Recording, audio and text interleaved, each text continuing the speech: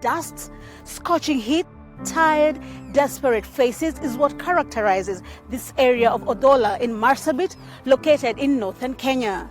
According to the National Drought Management Authority, Marsabit, which is one of the worst hit counties, has an estimated 500,000 people, out of which 50% of them are in dire need of humanitarian aid.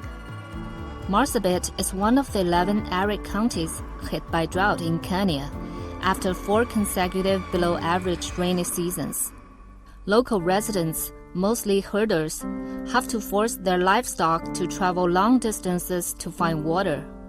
According to the residents here, this is the most reliable borehole. This is because the level of the water base is not that deep, hence providing water round the clock. Thousands of animals are brought here by the pastoralists to come for a drink, with some of them coming from as far as hundreds of kilometers and taking up to 3 days or at least 5 hours just to have a drink of water.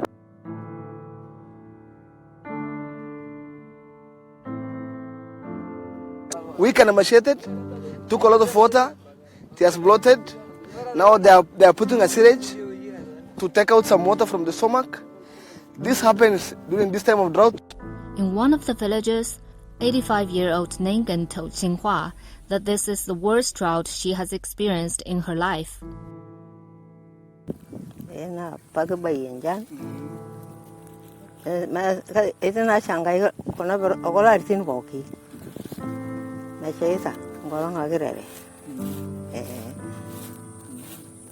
A population that is currently requiring humanitarian assistance is 226,800 people.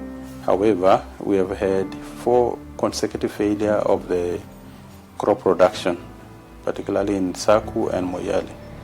And we are only relying basically on inflows from Ethiopia.